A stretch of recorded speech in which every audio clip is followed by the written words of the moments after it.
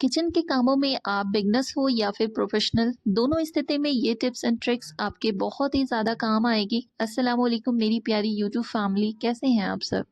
तो चलिए बिना टाइम वेस्ट किए मैं वीडियो को स्टार्ट करूंगी। यहाँ पे हमने ली है माचिस की 2 तीलियाँ।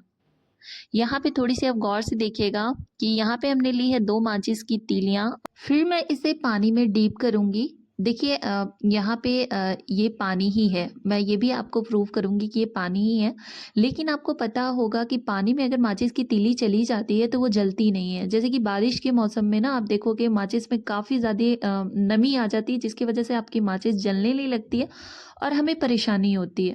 तो ये छोटा-सा काम करना है। देखिए अभी बारिश की मौसम तो नहीं है, लेकिन हमने इसीलिए इसमें पानी में डिप किया है ताकि आप सबको दिखा सकूँ कि इसमें नमी आ चुकी है। और फिर आपको लगा देना है इसके ऊपर टूथपेस्ट। और फिर इसमें टूथपेस्ट लगाने के बाद इससे बिल्कुल जेंटली इसे रिमूव करना है अपने हाथों से। कॉटन मैंने लिया छोटा-सा टुकड़ा, आप किसी भी चीज़ की हेल्प से हटा सकते हैं, इसे रिमूव कर सकते हैं। और फिर मैं इसे जला के आपको दिखा रही हूँ, तो सच में ये जल जाती है। तो ये बताने का आपको दिखाने का मकसद ये है कि बारिश के मौसम में अगर आपकी माचिस में नमी आ जाए तो इसी तरीके से आप टूथपेस्ट लगा के उसे जला सकते हैं। अब मैं इसी पानी में इस माचिस को डाल दूंगी और आप सबको दिखाऊंगी कि ये सच में पानी ही था। चलिए अब बढ़ती हूँ अगले टिप्स की ओर। तो ये है मेटल वाली चूड़ियाँ जो सबके पास होती है, और इसमें परेशानी हमारे साथ ये होती है, ये टूटती तो नहीं है लेकिन बहुत जल्दी ये टेढ़ी मेढ़ी हो जाती है और फिर ये बहुत ज़्यादा गंदा लगता है देखने में। फिर हमें इसे फेंकना ही पड़ता है। तो अगर आपकी चूड़ी जो है टेढ़ी हो जाती है ना, तो आपको बस ऐसे स्टील वाले ग्लास में, जैसे मैं कर रही हूँ ना, वैसे ही आपको करना है। आप देखिएगा कि ये जो चूड़ी है बिल्कुल जैसे शेप में पहले थी ना उसी शेप में आ जाएगी।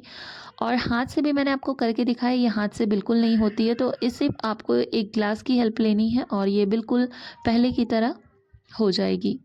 तो चलिए अब मैं आपको करके एक-एक करके दिखा देती हूँ ताकि आपको अच्छे से यकीन भी हो जाए कि सच में ये काम करता है या नहीं। हमारी चूड़ी तो पहले से टेढ़ी नहीं थी, मैंने बस आप सबको दिखाने के लिए उसे ऐसा किया है।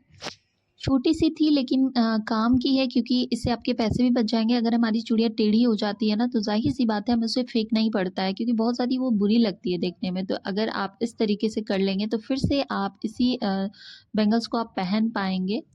चलिए अब बढ़ती हूँ अगले टिप्स की ओर। यहाँ पे हमने लिए हैं पैंट्स, और देखिए जीन्स की बात करिए, चाहे वो बड़े का हो या फिर बच्चे का हो। बस एक आइडिया आपसे शेयर कर रही हूँ, समझिए। यहाँ पे हमने हैंगर को इस तरीके से लगा देना है, और जैसे मैं कर रही हूँ अगर आप इस तरीके से इसे रखते हैं ना, तो हमारे साथ जो प्रॉब्लम ये होती है कि जब भी आप हैंगर पे उसे लगाओ तो ये कपड़े नीचे गिर जाते हैं।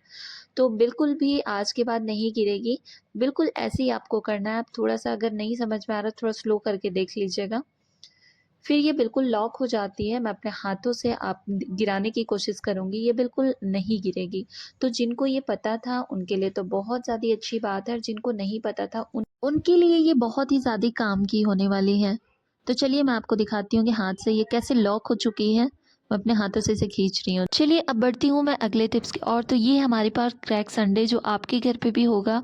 आप जब भी आप देखोगे ना क्रैक्स अंडे को बॉईल करने जाओ तो उसमें उसके जो वाइट वाले पार्ट बहुत ज़्यादा बाहर आ जाते हैं, और येलो वाला भी, और फिर वो खाने के लायक नहीं बचता है। तो अगर आपके अंडे भी इस तरह से टूट जाए, कहीं से भी थोड़े से भी क्रैक्स आ जाए उसमें, तो आपको क्या करना है, इसके ऊपर ना थोड़ा-सा आटा लेके इसके ऊपर ना आटे का लेप लगा दीजिएगा। देखिएगा वो अंडे बिल्कुल भी बाहर नहीं आते हैं। मैंने खुद इसे ट्राई किया है, तभी मैं आप सबसे शेयर कर रही हूँ। ये सच में काम करती है। तो दोनों में क्रैक्स पड़े हुए थे, मुझे अंडे को बॉईल करना था, तो मैंने सोचा चलिए आप सबसे भी शेयर कर देती हूँ। और यहाँ पे इनके जो क्रैक्स थे वो बिल्कुल ढक चुके हैं आटे की वजह से। आप इस बात का भी बेहद ध्यान रखिएगा कि आप कभी भी गर्म पानी में अंडे को मत डालिएगा। जब आप नॉर्मल पानी डालते हो उसी टाइम नॉर्मल पानी में ही अंडे को डाल दीजिए और फिर आप इसे बॉईल कीजिए। तो चलिए अब अगला आपको बताती हूँ ये टिप्स कौन सी है। आपको ले लेना है आटा, ये आटे से रिलेटेड है ये भी, और इसके ऊपर लगा देना है टूथपेस्ट। ये बहुत ही ज़्यादा काम की है, और जो वुमेन किचन में काम करती हैं उनके लिए तो ये बहुत ज़्यादा काम की होने वाली है, क्योंकि अक्सर ये प्रॉब्लम उनके साथ होती होंगी। तो देखिए आपको इसके ऊपर बिल्कुल जितनी बड़ी आपको आटा लेना है, बढ़ा घटा सकते हैं जितनी आपको ज़रूरत हो।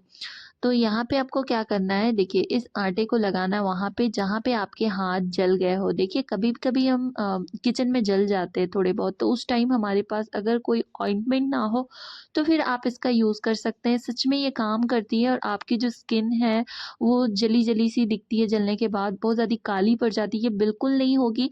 और इससे आपको सबसे बड़ी बात कि आपको जो जलने के बाद जो जलन महसूस होती है ना, वो बिल्कुल नहीं होगी। वो बिल्कुल और कूलिंग इसमें इफ़ेक्ट कोई देगा। दाग भी नहीं बनेगा। आप ज़रूर, अगर आपके साथ ऐसा हुआ है या फिर होता है, तो आप इसे ज़रूर ट्राई कर सकते हैं। तो चलिए जी, हमारी आज की वीडियो यहीं तक थी, और जिसने भी हमारी वीडियो को यहाँ तक वॉच किया, बहुत-बहुत शुक्रिया।